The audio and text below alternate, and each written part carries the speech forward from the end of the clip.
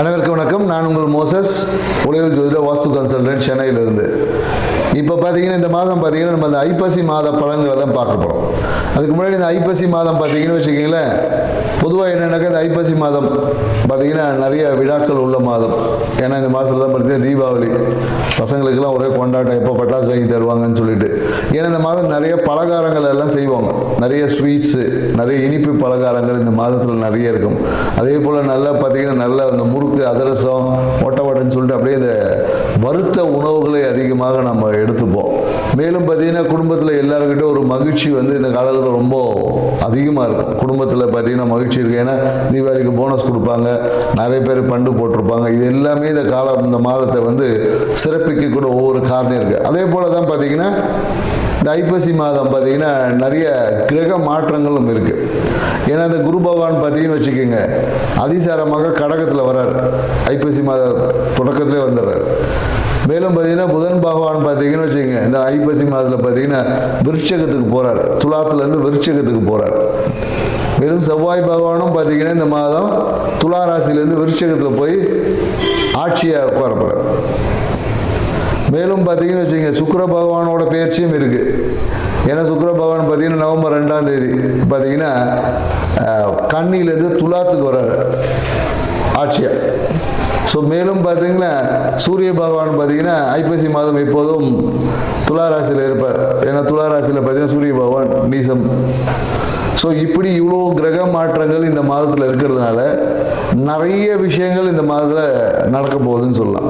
எல்லா ராசிக்காரர்களுக்கும் ஏதோ ஒரு விதத்தில் ஆரம்ப கட்டங்களில் நிறைய நற்பலன்களில் மாத பாதிக்கு அப்புறமா சில நற்பலன்கள் குறையவும் வாய்ப்பு இருக்குது.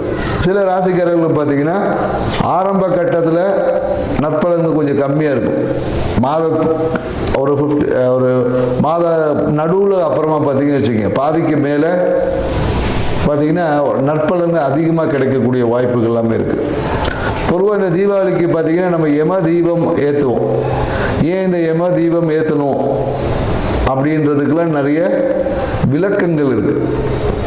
ஏன்னா யம தீபம் ஏற்றி இந்த மாதிரிலாம் பார்த்தீங்கன்னா காலையில் தீபாவளிக்கு காலையில் சுட சுட மட்டன் சாப்பிட்றது, நல்லா காலையில் கறி சாப்பிட்றது, மேலும் கங்காஸ்தானங்கள் காலையில் விடிய காலையில் கங்காஸ்தானம் செய்வோம்.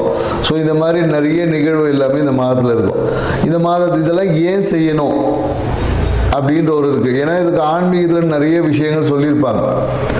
ஏன்னா நரகாசுரனை வதம் பண்ணதுனால நம்ம அதை கொண்டாடுறோம் அப்படின்னு சொல்கிறாங்க. இங்கே நரகம் என்னாவே என்ன சொல்லுவோம்னா, நம்ம இருட்டு, குளிர்ச்சி, இது ரெண்டு தான் நரகம். ஏன்னா இருட்டில் தான் பார்த்தீங்கன்னா பயம் இருக்கும். ஏன்னா நரகத்தில் பயம் இருக்கும் இல்லையா, சொல்லியிருப்பாங்க எண்ணெய் கட்டத்தில் போட்டு வறுப்பாங்கன்னு சொல்லி, அந்த பயம்.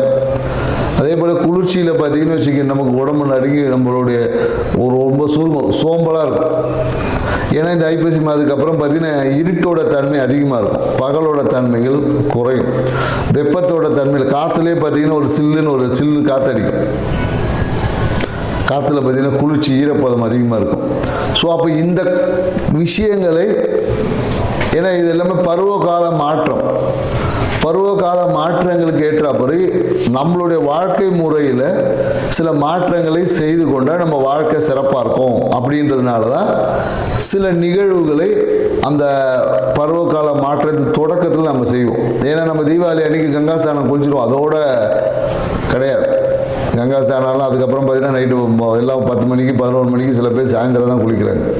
ஸோ அப்போ என்னென்ன இந்த காலகட்டத்தில் கங்காஸ்தானம் என்பதுக்கு குளிக்கணும், சுடுதண்ணியில் குளிக்கணும். ஏன்னா கங்காஸ்தானம்னாவே சுடுதண்ணியில் குளிக்கிறது தான். ஏன்னா அதுக்கு பின்னாடி பெரிய உடனே கங்காஸ்தானம்னா அப்படியே அதுக்கெல்லாம் கேட்காதுங்க. ஏன்னா அதுக்கு பின்னாடி மிகப்பெரிய மருத்துவ விஷயங்கள்லாம் இருக்குது, நிறைய இருக்குது.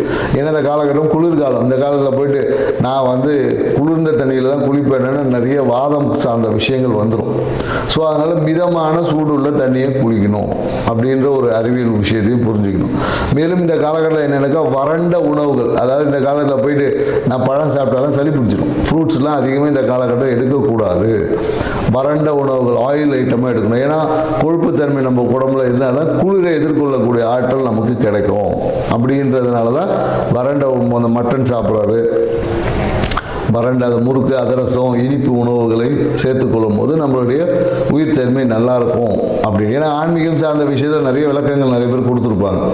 ஸோ நம்ம இது வாழ்வியல் சார்ந்த விஷயத்தில் ஒரு சிறிய விளக்கத்தை நம்ம புரிஞ்சுக்கணும். எதுக்கு இந்த காலகட்டத்தில் பொங்கல் அப்போ ஏன் பொங்கல் தான் செய்கிறோம் இல்லையா, அப்போ ஏன் அதிரசம் முறுக்கெல்லாம் செய்கிறதில்லை நம்ம. ஸோ பருவ காலங்களுக்கு ஏற்ற மாதிரி நம்மளுடைய உணவு பழக்க வழக்கம் இதை தான் பாரம்பரியம் சொல்லுது. ஏன்னா நம்ம இன்னைக்கு பாரம்பரிய விஷயங்களில் நிறைய மறந்துட்டோம். தீபாவளி வந்தால் ஒரு சினிமா பார்க்குறதோட முடிஞ்சு போச்சு. போய் புது படம் பார்த்துட்டு 4 பட்டாசு வெடிச்சுட்டு கவர்மெண்ட் கவுந்தடிச்சு படுத்துக்க வேண்டியதாக இருக்குது. ஸோ இது வாழ்க்கையில் நம்ம முன்னோர்கள் நமக்கு கொடுத்த வரக்கூடிய காலங்களில் எதிர்கொள்ளக்கூடிய ஆற்றல் நம்ம ப்ரிப்பரேஷன். ஏன்னா மார்கழி மாதம் குளிர் தாங்க முடியாது. அதுக்கான ப்ரிப்பரேஷனை முன்னாடியிலேருந்து இந்த காலகட்டத்தில் நம்ம தொடங்கும். ஏன்னா அடுத்தது கார்த்திகை மாதம். அப்போ பார்த்தீங்கன்னா கார்த்திகை தீபம் ஏற்றுவோம். ஸோ வெளிச்சத்தை வெப்பத்தை அதிகம் பண்ணுவோம். ஸோ இந்த மாதிரியான நிகழ்வு எல்லாமே இருக்குது என்ற ஒரு புரிதலோட இந்த ஐப்பசி மாத ராசி பலன்கள் ஒவ்வொரு ராசிக்கும் என்ன மாதிரி இருக்குது என்றதை நம்ம பார்க்க போகிறோம். வாங்க வீடியோக்குள்ள போகலாம். தனுசு ராசி. ஸோ தனுசு ராசிக்கு பார்த்தீங்கன்னு வச்சுக்கோங்க, இவ்வளோ நாள் குரு பகவானோட ஆசீர்வாதம் இருந்துச்சு. குரு அருளால் அவங்க வாழ்க்கையில் வரக்கூடிய எல்லா பிரச்சனையும் தாண்டி ஒரு சிறப்பான ஒரு தன்மைக்குள்ளே நீங்கள் பயணிச்சுட்டு இருந்தீங்க. ஸோ இந்த காலகட்டம் ஏன்னா குரு பகவான் பார்த்தீங்கன்னா ராசி அதிபதி குரு பகவான் 8ஆம் இடத்துல போய் 8ஆம் இடம் என்பது ஒரு மறைவு ஸ்தானம். ஆனால் அந்த இடத்துல உச்சமாக இருக்கிறார். ஸோ அப்போ என்னென்னாக்கா இந்த காலகட்டத்தில் பார்த்தீங்கன்னா உங்கள் வாழ்க்கை துணையோட கை ஓங்குது. அவங்கக்கிட்ட பொருளாதாரம் சார்ந்த விஷயத்தில் அதிகமாக போகுது. மேலும் பார்த்தீங்கன்னா அவங்களோட பேச்சில் ஒரு ஆன்மீகம் அதிகமாகும். ஸோ இந்த மாதிரியான நிகழ்வுகள் எல்லாமே நடக்கும். அப்போ உங்கள் வாழ்க்கை துணை சார்ந்த விஷயத்தில் பார்த்தீங்கன்னா கொஞ்சம் பலம் அதிகமாகும் போது நீங்கள் கொஞ்சம் பலகீனம் ஆகிற மாதிரி இருக்கும். ஆனால் நீங்கள் பலகீனம் ஆக மாட்டீங்க. ஏன்னா ராசி அதிபதி குரு பகவானாக இருந்து அவர் 8ல் மறைஞ்சாலும் தன் ராசிக்கு கெட்ட விஷயத்தை செய்ய மாட்டார். புரியுதுங்களா? ஸோ அவரோட தன்மைகள் குறைவதால் கொஞ்சம் வீக்காக இருக்க மாதிரி ஒரு ஃபீல் இருக்கும்.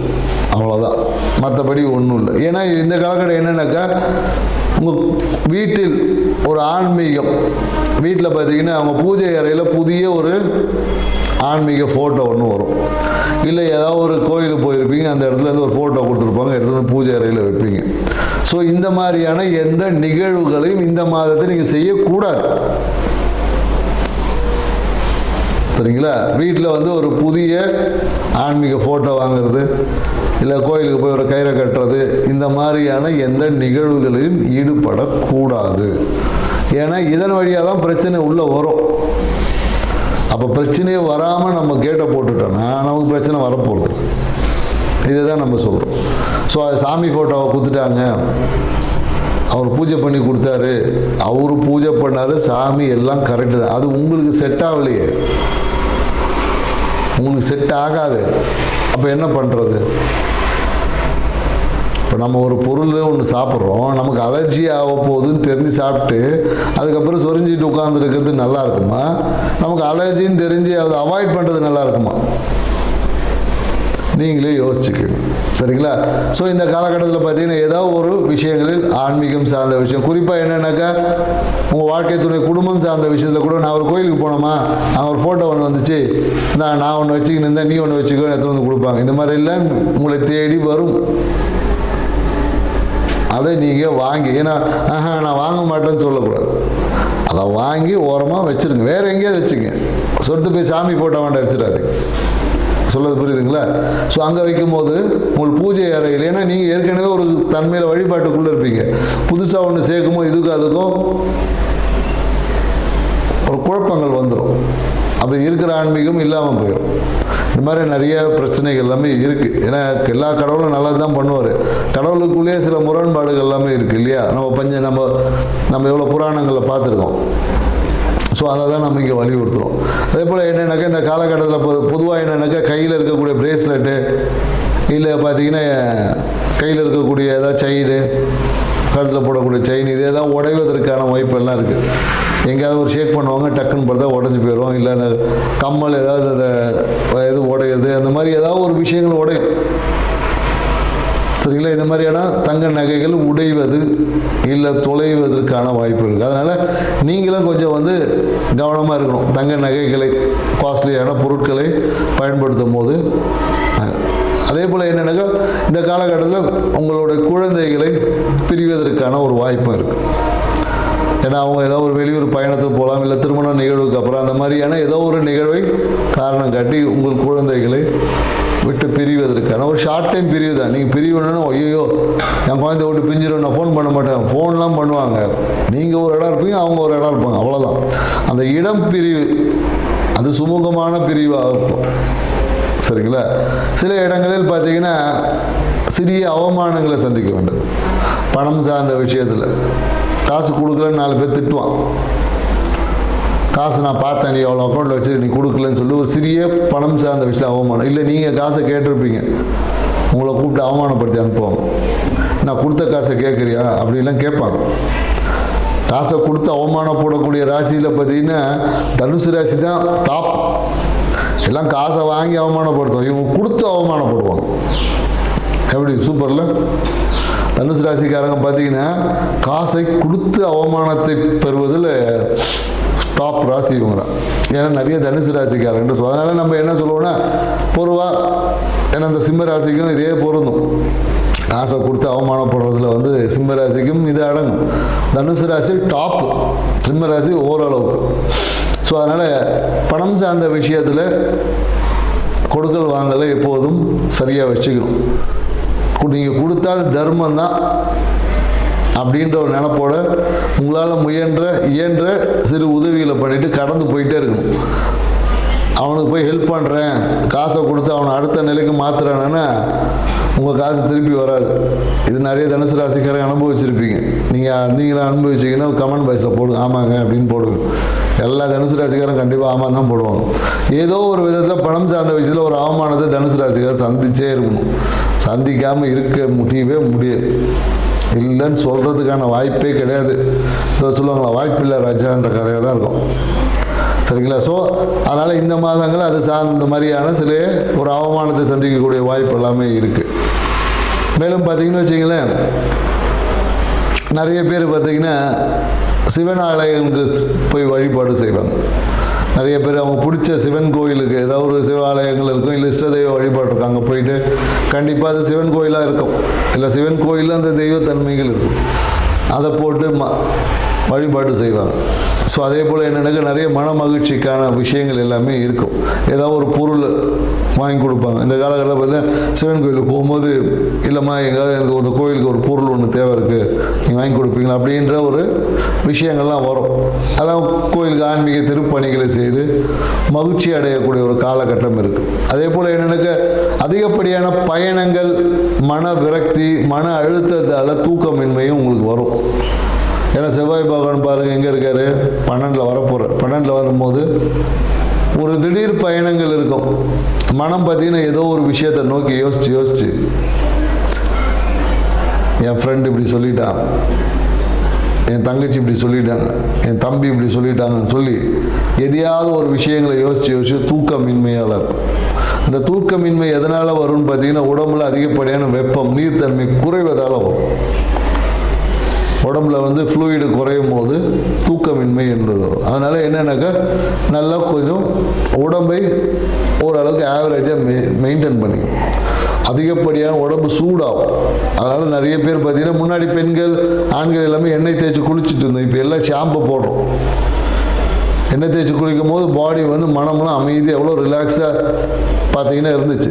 ஒன்றும் இல்லை, நீ ஒரு 50 வருஷத்துக்கு முன்னாடி பார்த்தீங்கன்னா எல்லாமே நிறைய மெலோடியஸ் சாங் எல்லாம் ரசிப்பான். இப்போ எல்லாமே பாருங்கள் எண்ணெய் தேய்ச்சி குளிக்கிறது இல்லை, எல்லாம் இப்போ ரேப் சாங்.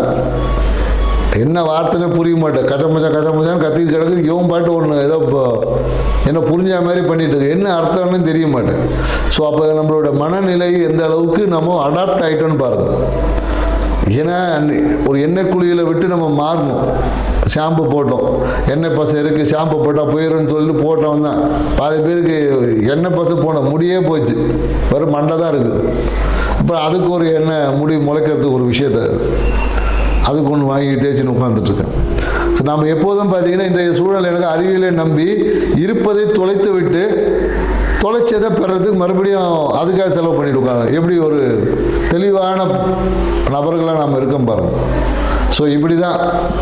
ஏன் இதை தனுசு ராசி சொல்லணும், இவங்களும் அப்படி தான் இருக்கிறத எங்கேயோ கொடுத்து தொலைச்சிட்டு அதை வாங்கிறதுக்கு தடவை சடம் பண்ணி போய் உட்காந்துருப்பான்.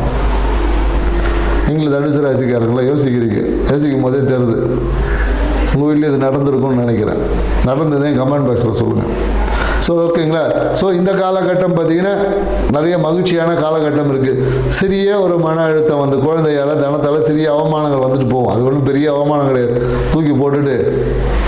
ஏன்னா உங்களோட பலமே உங்களுடைய ஆன்மீகம் தான், புரியுதுங்களா. உங்களோட பலமே நீங்கள் உங்கள் அம்மா மேலே வச்சுருக்கக்கூடிய பாசம் தான். ஏன்னா தனுசு ராசிக்காரங்க பார்த்தீங்கன்னா அம்மா சொத்து மேலே வந்து அவ்வளோ ஒரு ஈர்ப்பு இருக்கும். அம்மாக்காக எதையும் செய்யக்கூடிய ஒரு நபர்கள், அம்மாவுடைய ஆசையை நிறைவேற்றுறது தான் இவங்களுடைய வாழ்க்கையில் மிகப்பெரிய ஒரு விஷயம். அப்போ இதே ஒரு பரிகாரமாக பண்ணிடுங்க. உங்கள் அம்மாவுக்கு ஆசைப்பட்ட ஒரு விஷயத்தை செஞ்சு கொடுங்க, அவமானத்தை அதிர்ஷ்டமாக மாறிடுங்க. தனுசு ராசிக்காரங்க அம்மா ஆசைப்பட்ட விஷயத்தை செஞ்சால் அவமானம் அதிர்ஷ்டமாக மாறும்.